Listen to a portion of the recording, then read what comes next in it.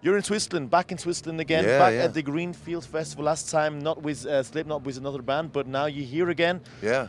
How is it to be back? How is it to be back in Switzerland? I tell you what, the thing I love about Switzerland is that in one day, where we were staying, I had people speaking amazing Italian to me, and then I did a French interview earlier, and now I'm doing basically a German interview. So it's like this melting pot on all sides of like, it's beautiful, man. I love not only the scenery, but the people are just so ridiculously amazing. Do you ever think of going up the mountains that you see around all this area? Not at my age, not anymore, dude. No, there's no way. I would tumble and fall. Like, dude, you would see a human avalanche falling off that thing, and it wouldn't be pretty. But with the soft mask you've got on, it might not even be that hard kind of. You have to keep this on, and so it breaks the fall. Yeah, sure, why not? Yeah. Because I can't see as well, you know. Let me just put this on so I see even worse. He's trying to kill me. I'm not trying to kill you. I'm just trying to let you see the beautiful side of Switzerland. Yeah, but I already just told you I can't see shit in this. Nothing. I can barely see on stage, dude. I'm not very bright. I'm just letting you know. I put this together. I was like, it's going to look great.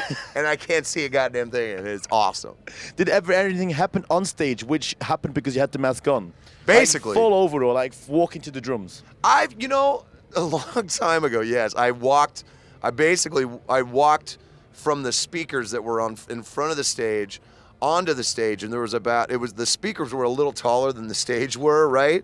And just at that moment, they were changing lights, they were changing the scene, and I couldn't see because of my mask, my old mask, and I took a header so hard it wasn't even fun. Like, turned my ankle, nailed my head, like, it was stupid. Yeah. And how do you react in that kind of situation? Do you like suddenly go like, yeah, extra? Or no, I just kind of got up, laughed, and we started the next song. I mean, that's really all you can do because there's no getting out of it. You can't like convince people to unsee what they just saw. So just play cool. You just roll with it. You know, they're like, hey, I'm a dipshit. You know, there it is. I'm still alive. I haven't been killed yet. Okay. Now, let me ask you about the moment you go on the stage. I mean, have you had so many concerts with Stone Sour, with Slipknot, with any band at all?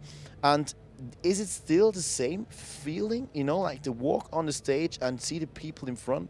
Or how does it change after the years? No, absolutely, man. I'm still as excited today as I was when I first started gigging, you know. I mean, I've been doing shows since I was 13. So, what's that? It's, you know, almost 30 years now. 28, let's put it that way. 28 years I've been playing live shows. And I still get the same positive charge, you know? Like, I still have that same anticipation. Very, very rarely do I get nervous, but I get that same, like, I just can't wait to get on stage, you know? It's one of the few things that I was actually built specifically to do, you know? And I'm very proud of the fact that after all these years, I still get to do it on this scale or on any scale, you know? So I'm just as appreciative of the audience waiting for us as the audience is appreciative of us coming here to play the show, you know? So I'm one of those dudes. I'm the first one on. I'm the last one off because, you know, it's that. I mean, that's how much I love it. You got a new video clip out, Kill Pop. Yeah. Now, when I watched the video clip, I must say it's like a very wonderful kind of artwork that you've been putting in there. Yeah. But who in your group, who in Slipknot is in charge for all this artwork? Even with your mask, like who is the guy or who is it that says, all right, we're going to do this like that, or we're going to do this like this? Wer ist verantwortlich für die ganze die Kunst, die Slipknot eigentlich in der Band hat? Ob das jetzt im neuen Videoclip ist, Kill Pop, oder ob das jetzt mit den Masken ist? Well, as far as our masks go, we all design our own, you know? Like I designed this one based around who I was on this album. And with every album, I've changed. You know, I've evolved, I've grown. I'm not the same kid I was when we first started, you know? So for me, it was important to evolve. The mask should evolve the way the artwork evolves, the way the band evolves. You know, nobody stays who they are. They're constantly changing, for better or for worse.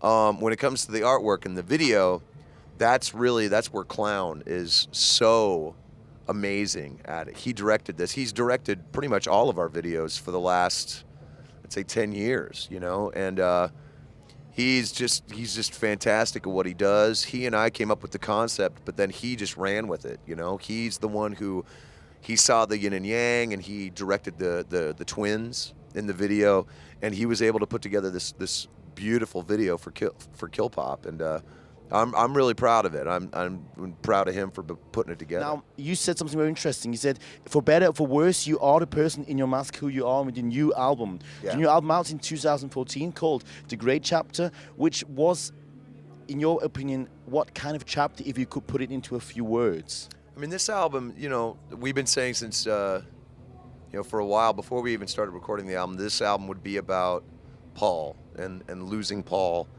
and the kind of journey that we had to go on after, you know, like moving forward without him, you know. So this album is very much dedicated to him. That's why it's called The Great Chapter. And it's essentially the story of him and the story of us and all of the different emotions that kind of go through the grieving process, really. I mean, you have a lot of selfishness, a lot of guilt, a lot of anger, a lot of spite, a lot of negativity, but then that then kind of turns into this crazy acceptance that you have to accept it in order to go on. And for us, it's one of the reasons why it took so long for us to really kind of get back on our feet and make this album, is because for a lot of us it was really hard. You know, it was hard to think about continuing on without him. And then when the time finally came, you know, we told the story.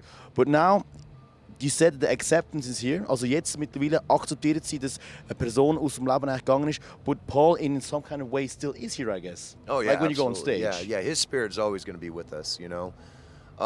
In the music, in the joy that we kind of rediscovered through making this album. You know, we kind of rediscovered the joy for this band that we get, you know, and that's very much, you know, who he was. He loved this band with all of his heart. He loved the music that we were able to make, and he was that guy. He was the heart of Slipknot, you know. So for us, you know, kind of coming back together and rediscovering that, you know, every show is really in his name, you know, and that's good. I think he would definitely be proud of the album that we put out.